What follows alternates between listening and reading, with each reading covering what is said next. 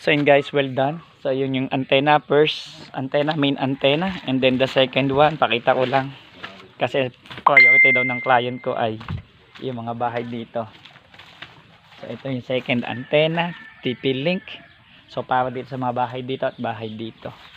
So may kanya-kanya silang pacing, pero somehow kahit isang antenna nga lang is enough. But still, syempre dahil sayang naman yung old antenna ni client, so ginamit namin doon sa kabila. And then yung main antenna, so doon siya nakaharap kasi mas maraming bahay or resident doon. So bine-verify ng client ko yung left side.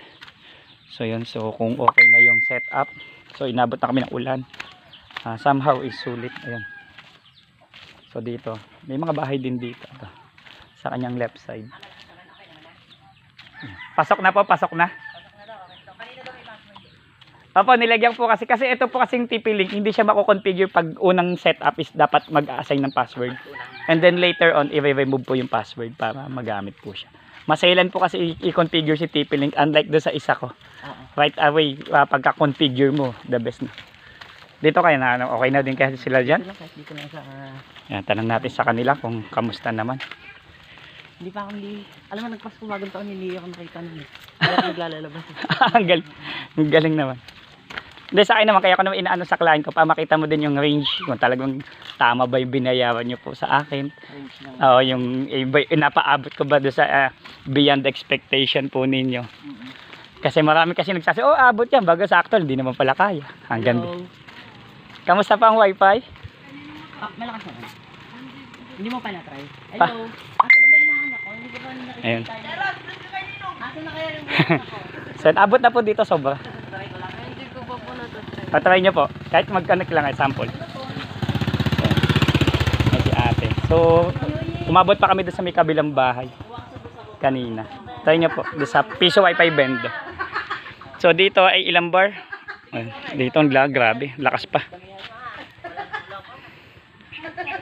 So bali malapit lang kasi ito kaya hindi masyadong ano. Diba? O 3 bar. Ayun dito. So sobrang layo.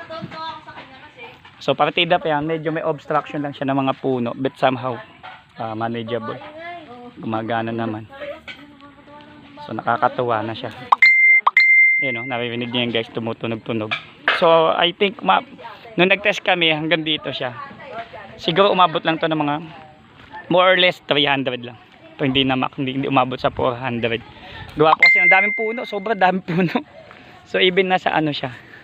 Kaya naman pumunta dito kasi may mga nasa lubong kami kanina dito, mga baboy damo. Native baboy pala. So yung last signal namin ay hanggang dito sa mga bahay dito. Ayan. So hanggang dito. Ayan yung mga bahay na nandito. So nawala na yung mga baboy. Diba? Native. So wala. Ayan. So ang ganda na yung lugar dito. So dito sa Palangidos, looban to. Nalimutan ko yung pangalan ng sitio. So mamaya tanong ko ulit. Kasi dati na ko na to na vlog before Palangidos, and still nagtiwala yung client kasi hindi na rin siya sinusupport ng kanyang builder. And na-amaze siya doon sa setup ko sa video o doon sa bahay ko na malayo yung naabot mga wifi range and stable yung aking connection. Ayan, so somehow okay na okay po. So yan. So dalawang antena lang, halos nasakop niya na yung mga kapitbahay nila. Abot na. Ayun. Wala yung mga baboy damo. Hanapin natin yung baboy damo. Ayun, nakita ko yung baboy damo. Tingnan natin yung baboy damo. Ayun guys na. May gansa pa sila dito. At yung mga little piglet. So nakaka-amaze. So ito. Ayan yung mga chicken. And may gansa. So tumakbo yung baboy. Where's the pig? Where is the pig one? Pigs. Oh, yan.